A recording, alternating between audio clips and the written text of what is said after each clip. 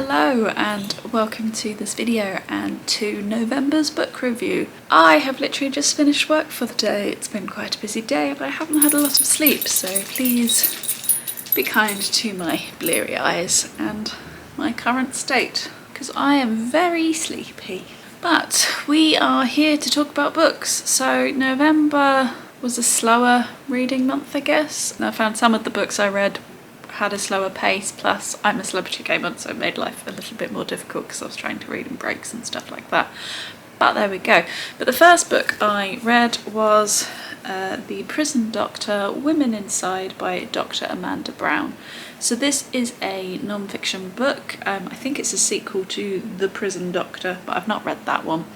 And this follows Dr. Amanda Brown as she is working in Bronzefield Prison, which is one of the largest female prisons or women-only prisons in the UK. In fact, it says it is Britain's biggest female-only prison on the back here. So this is very episodical as we're looking at different factors in different people's lives and that kind of thing.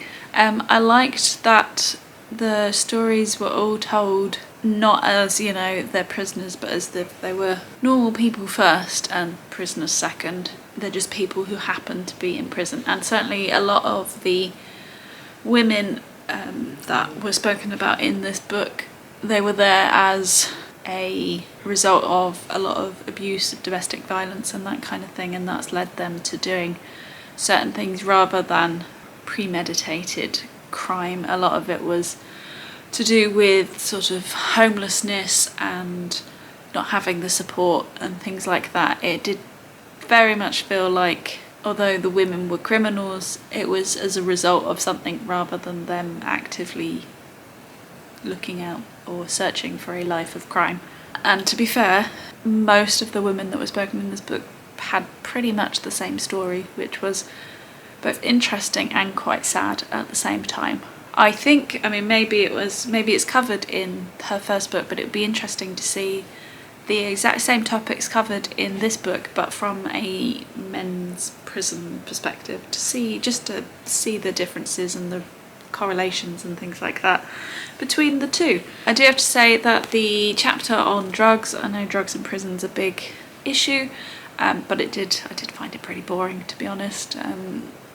It didn't keep me engaged at all, and she did touch upon trans people in prison, but I think that probably could have been expanded a bit more because it was only a few paragraphs, and I think it would have been an interesting topic to learn about, but it wasn't really spoken about very much. So I did enjoy this book and I did find it pretty easy to read, but at times I did find Dr. Amanda Brown a little bit disingenuous. Maybe it's just the way I read it or just some of the phrases that she came out with, but at times I thought, you don't believe that. You're saying that because you think you should be saying that rather than actually believing it. And as I said, a lot of the women, as interesting as it was, had the same stories. It was the same kind of topics covered each time, so it did get a little repetitive at points. But on the whole, I did enjoy it. Will I read her first one? Possibly not. There's quite a lot of work done on men's prisons and stuff, and I was particularly interested in women's prisons, particularly as I read Orange is the New Black last month, the month before. I just wanted to see how it differed in a UK setting. So there you go, that was The Prison Doctor, Women Inside by Dr. Amanda Brown. So I'm very much focused on my physical TBR this month, so the second book I read was The Appeal by Janice Hallett. Now, I don't know why I'd been putting this book off. It's one that really interested me and it's told in a very interesting way. So this follows a amateur dramatic group, sort of a small town, where they're putting on a play and there's this whole mystery and then there's a murder, and it's all told through like emails and letters and things like that. You're essentially reading the evidence that two law students are going through to try and unravel the case and find out what happened, because the main QC feels like the wrong person has been convicted for the crime. Because it's all told in short emails and text messages and things like that, largely emails. It did make it quite a quick book to read, but it did also then make it a little bit difficult at points to know who was talking, who was writing, because I have a habit of not reading the bits where it's to and from and just reading the message. So at points I lost who was saying what, but I do think Janice Hallett was very impressive in how she managed to get so many different characters' voices across. So you started to really know who you were reading from just from the tone and the language that they used and things in the emails, without reading those to and from things, which I probably should have done, and it would have helped me a lot. The other thing with it being all in emails is it did make it quite hard to know when to stop reading and when was a good point to start reading, because there's no chapters as such. Normally you read till the end of the chapter, you put your bookmark in and you put it down. It's not quite as easy with this kind of book. So one of the things on the back of this book is it says there's one murder, 15 suspects, can you uncover the truth? But you don't find out about said murder for quite a long way through, although you do get a lot of backstory. You know there's something going on, you know there's a lot of tension building. It's weaving in and out all lots of different things. Actually, it's quite confusing at points, but really compelling at the same time. Weirdly for me, when we found out about the murder and it became the two law students, Faye and Hallett, theorising what they were going to report to the QC and that kind of thing, that's when I sort of lost interest a bit. And I did find that the reveal at the end was somewhat lacking, which was a bit disappointing, as I had really enjoyed the first, really enjoyed the first 300 or so pages, and then it just sort of dipped a bit for me. I still though think this is a really good book and would like to read the second, I don't think it's a sequel, but the second book that Janice Hallett has written, which I think is called The Twyford Code. It's got a fish on it. So would be really interested to read that one, and I think that's told again in an interesting style, but not emails. I think it's different again.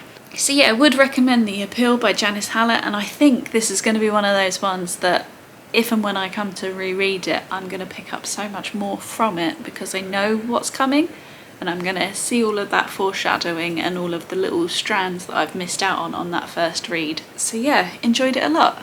That's The Appeal by Janice Hallett. So the next book I read was The Shadow of the Wind by Carlos Ruiz Zafon. This is the last gift that was given to me personally.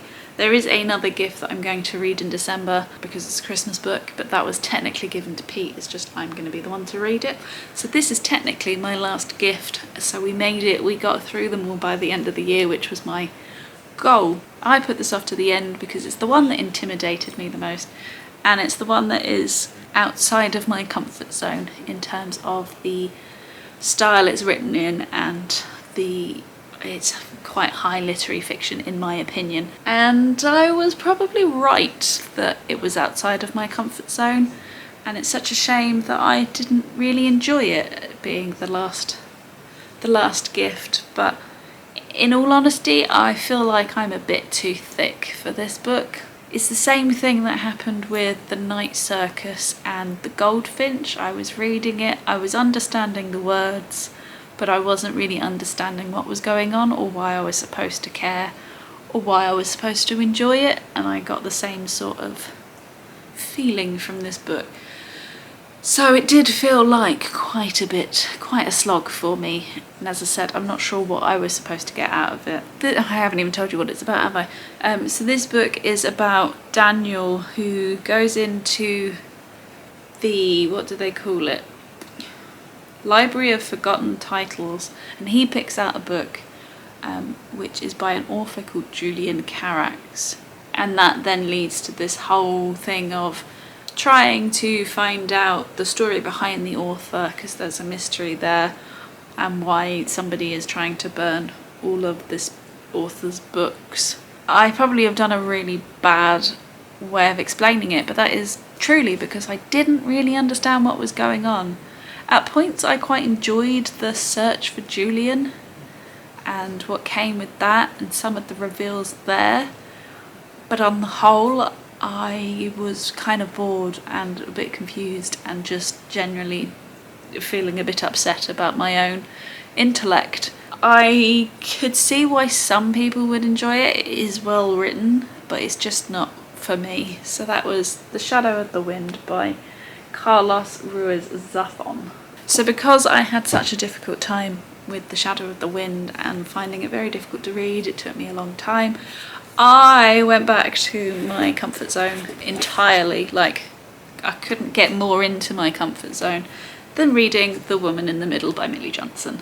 If you haven't seen any of my book videos before, Millie Johnson is my absolute favourite author. I wouldn't say that her books are the best books ever written, and largely they follow the same plotline, but she is such a comfort to me. I find them so easy to read and so enjoyable to read that I have to have one every year, and this year it was The Woman in the Middle, which is about Shay, who is what they're classing as the sandwich generation. Can't say that. So she has children, although hers are largely grown up and left home, but it's all about having children that you're looking after and then elderly parents that you're looking after, and you're the one sandwiched in between. So in this situation, Shay is dealing with son who was normally very communicative and does a lot with her and stuff, then he's suddenly pulled away.